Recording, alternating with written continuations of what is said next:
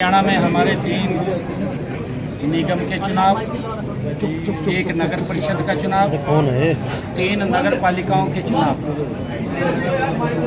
ये 7 चुनाव जो हरियाणा प्रदेश के अंदर हैं। आज मैं श्यामलाल जी बंसल पार्टी के बहुत ही पुराने श्रेष्ठ ज्येष्ठ कार्यकर्ता है। पार्टी में जो कार्यकर्ता काम करते हैं उनकी कोई इच्छा ही नहीं होती चुनाव मैंने लड़ना। पार्टी विचार करती है और जो सीनियर जो काम कर रहे हैं लगातार हर कार्यकर्ता के बारे में ये किसका भारतीय जनता पार्टी गंभीरता से विचार करती है। समय आने पर हर कार्यकर्ता का सम्मान भारतीय जनता पार्टी करती है।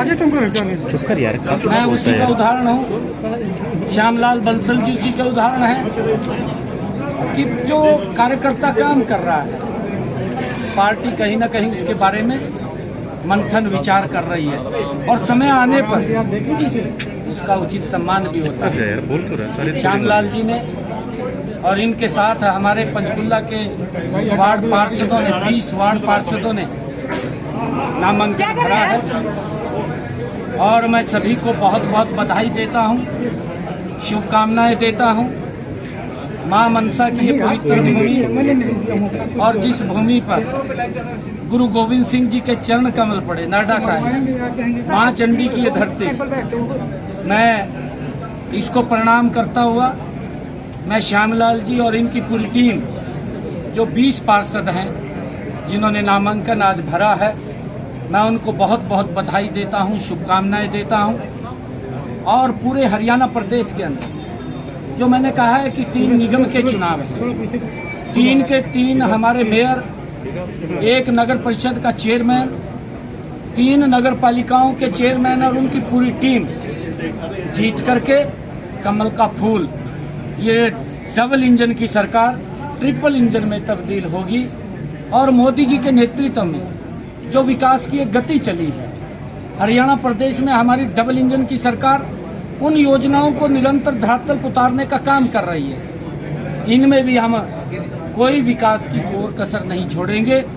पिछले 11 वर्षों में आप देख रहे हैं हरियाणा किस गति से बदला है, गरीब व्यक्ति तक लाभ पहुंचा है। मैंने विधानसभा में 1-1.25 साल पहले हरियाणा प्रदेश के लोगों के साथ 217 संकल्प किए थे। 217 संकल्पों में से 63 संकल्प हमारी सरकार ने पूरे किए हैं। आप देख रहे हैं महत्वपूर्ण संकल्प हैं, चाहे बहनों की रसोई में जिन परिवारों की इनकम 80 है 500 रुपये का गैस का सिलेंडर पहुंचाने की बात है, चाहे बहनों को 2100 रुपये लाडो लक्ष्मी योजना के तहत देने की बात है, चाहे आयुष्मान योजना के तहत 27 लाख परिवारों को इलाज के तहत राशि देने की बात है, और चाहे मेरे किसान की फसल को MSP पर खरीदने की बात है, और चाहे मेरे किसान की जो फसल थी उसका अगर खराबा होता था उसके मुआवजे की 100% की गारंटी देने की बात हो। और साथियों उसी प्रकार जैसे हमने प्रजापत समाज को जावा पजावा की जमीन, क्योंकि वो लंबे समय से वहां पर अपने बर्तन नहीं बना सकते थे, आदरणीय प्रधानमंत्री जी के उस संकल्प को आगे बढ़ाने का काम किया है कि जो अपने हाथ से बनी वस्तुएं हैं उनका हम उपयोग भी करें, उनको बढ़ावा दें, और उसी के तहत हमने उस जमीन को देने का काम किया है। आज हर वर्ग के लिए, चाहे युवाओं को रोजगार देने की बात हो, गरीब परिवार का बच्चा भी हमारी सरकार के अंदर बिना पर्ची बिना खर्ची के नौकरी लग रहा है। अभी भी 5700 हमारे पुलिस के नौजवान उनका PMT चल रहा है, और उसके साथ साथ और 9,500 ऐसे बच्चे हैं जिनके इंटरव्यू हो रहे हैं। लगभग 13,500 के करीब अभी भी बच्चों की भर्ती प्रक्रिया पर काम चल रहा है। आने वाले समय के अंदर इसको और तेज करने का काम हमारी सरकार करेगी ताकि हर व्यक्ति को उसका उचित सम्मान और मान मिले। भारतीय जनता पार्टी मोदी जी के नेतृत्व में साथियों वो हर व्यक्ति के सम्मान को लेकर के काम कर रही है। विकास को 3 गुना गति से बढ़ाने की जिम्मेवारी ये हमारी डबल इंजन सरकार की है।